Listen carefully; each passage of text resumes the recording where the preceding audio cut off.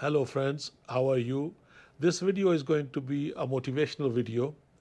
What I wanted to talk about is that for our successes and failures, we are responsible for those. Nobody else is responsible for our successes and our failures. And I am sure that you have heard this before many times. So I just want to give my example to make a point that we can do it. It's never too late. We can do it as long as we pull ourselves together and just go at it, just do it. So, what happens is like I am in my mid to late 50s. So, if I divide my life into three sections, let's say you want to take 56, 57 years old, so divided by 3, so it roughly 17, 18 years each section. So the first 17, 18 years of my life, let's say even 20 years of my life, I was not even in this country. And then I came to this country when I was 21 years old. So let's go this way. So the first 18, 19 years, I don't remember. I was just, I think I was good student and everything was all, and I did whatever all the teenagers do, whatever is available to them at that time. So my middle sector, the middle third, even though I might seem successful to many people, but I think I was very lazy, extremely lazy in my middle sector, middle section of my life, 17, 18 years. Why? Because I just wanted things to come to me. I just wanted to have things. I just wanted to have what others have. But I failed to recognize, I failed to acknowledge that to get things, I have to do things. I have to work for them. You see? So uh, I am thankful that I realized it sooner or later. Today I'm a CPA. I have my own practice. So if I'm a CPA, it means I went to college, I graduated, and I studied, and I became a CPA. So you will say I accomplished something. So, being a CPA counts for something. So all is well. But if somebody looks at me now and they say, wow, this guy is very successful or whatever, or he's a CPA, he has his own place, all that. But they don't know the story. I was a very lazy person. You want to call it low self-esteem? Yeah. If you don't have a drive, if you don't have a desire to go out and do it, you are lazy. You have low self-esteem. You don't have a burning desire. One thing I really uh, attribute to where I am, at least the good part in all those lazy years and all that, or anything I did that was not helpful for my health and my career, at least I was able to recognize or acknowledge the limit that, hey, you know what, now it's time to stop. So, by middle third of my life, I have been mostly overweight, fat. I weighed as much as almost 300 pounds at one time. And then, once you say, oh my God, what happened? And then you start going on diets and do this, do that. And then after a while, you go back. So, to make it short on this part, in 2019, middle of 2019, I started feeling again. I say, you know what? What's going on? I was 287 pounds. It's big. And I think my pants, the belt size of waist was like 46, 47. So I decided, I say, you know what, I think this is the last stretch. In the previous years, I have joined gyms few times, went there a couple of weeks, 1 month. You know how it goes. During the summer, I will go out for walks and all that. So I did those things, but I always keep coming back, keep coming back. So first of all, in 2009 or 10, I decided that if I have to be successful in my business, I need to become a CPA. You know, I graduated in 1993, and none of my friends thought I could do it. It took 1 year of my life, but I did it. I became a CPA, and it really helped a lot, personally, emotionally, and professionally. So that was a good thing, and I am grateful for that.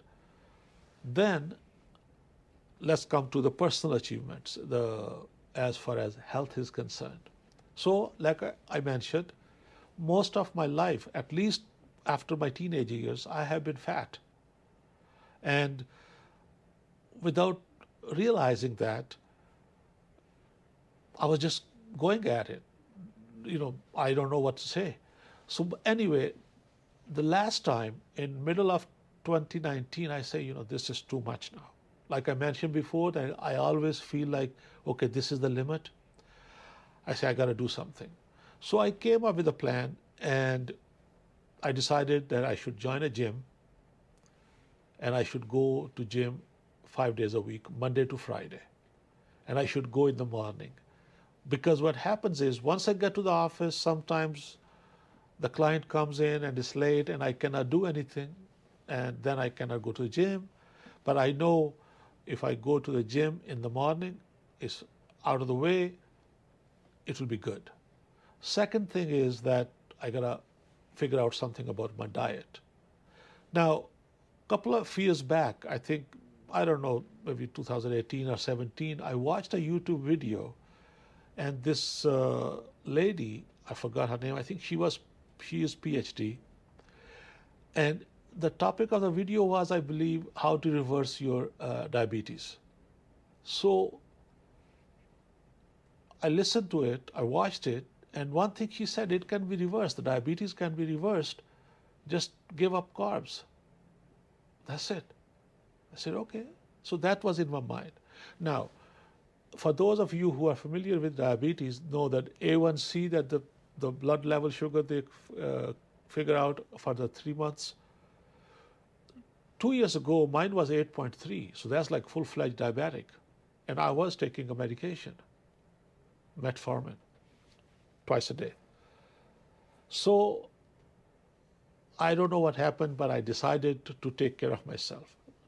August of 2019, actually, I joined the gym 5 days a week in the morning, Monday to Friday, for almost hour and a half to 2 hours. So I had a routine, I was doing it, and I changed my diet. Like in the morning, I will take oatmeal and some fruit. For the lunch, I will take whatever we had at home last night, the curry or salad, or not the salad, the chicken, or lamb, whatever, vegetables. I will just eat it with a spoon, no bread, no rice for lunch. And this size bowl of fruit, mixed fruit, fresh cut. I will eat that. That's it. In the evening, I will go home and eat salad,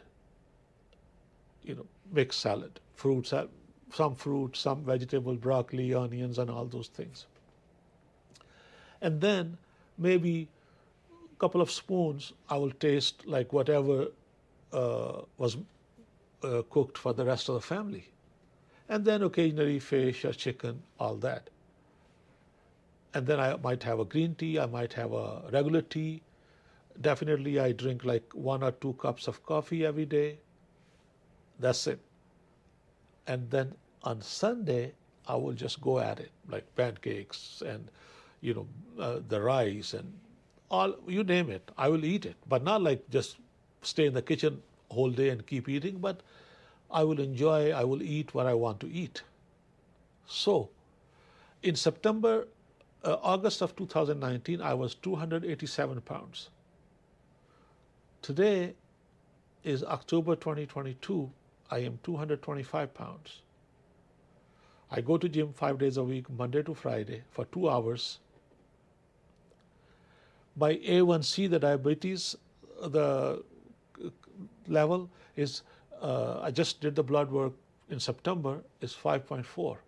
Last year it was 5.3. So basically it's not diabetic. Yes, I am still taking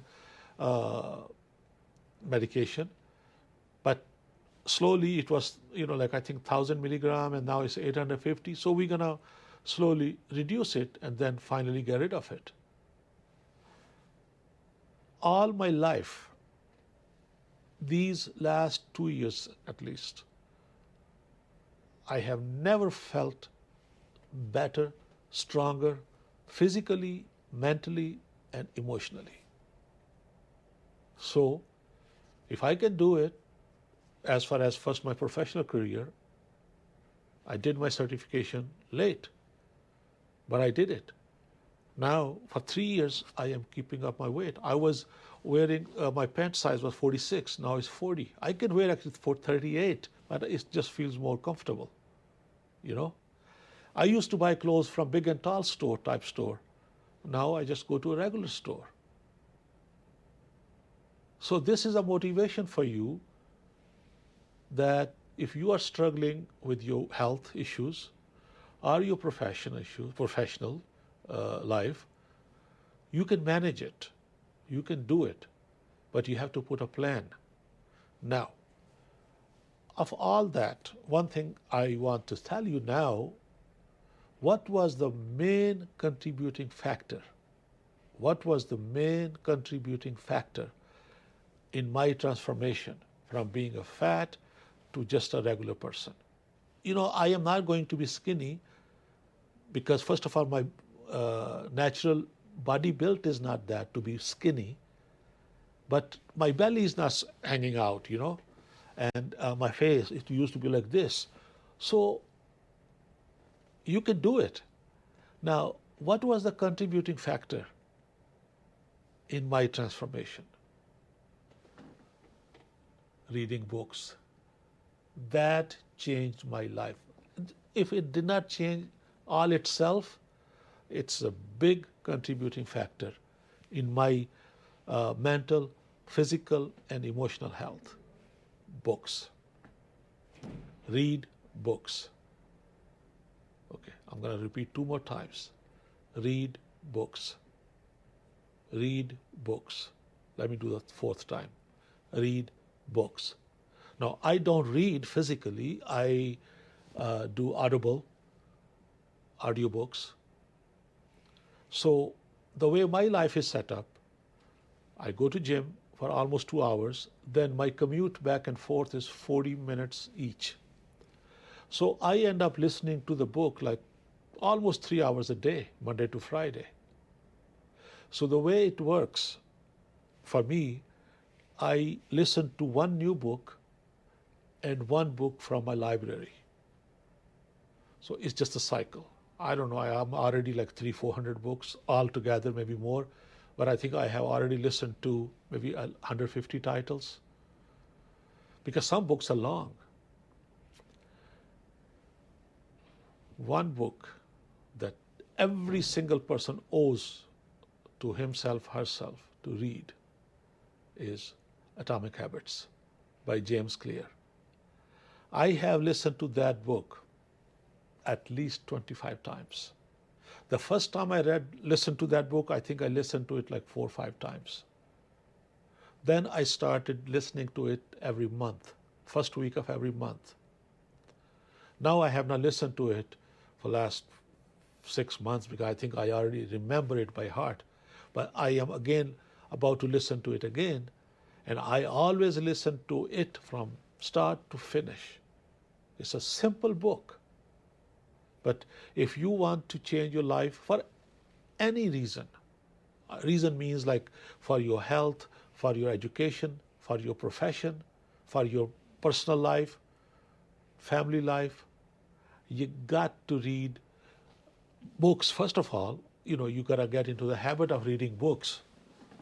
I really have listened to, the business books, the professional development books, personal development books, psychology, philosophy, and you will come to it.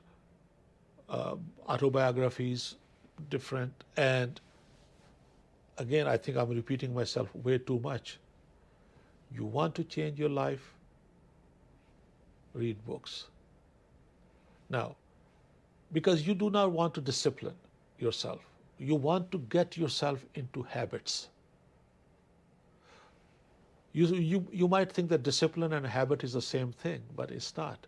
Discipline is something that you're forced to do, even forced by yourself, forced by your parents, forced by your teachers, your employer, or you are in an army or whatever. So discipline means that you do something that you have to do. You are forcing yourself to do. Not as in a negative sense, but like you have to have a discipline. It means you need to do this, regardless you want it or not. So let's take it that you do not want to discipline yourself. So what do you want to do? You want to create habits. You want to develop habits. What is a habit? Habit is something that you do automatically without thinking about it. And it's so easy to you.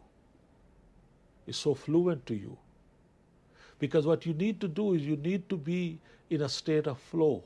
You need to be in the zone. And this way, you are just flowing. Things just happen. And one thing you will end up doing if you need to be successful,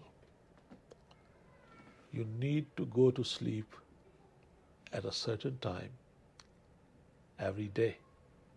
And then give yourself between 7 and 8 hours.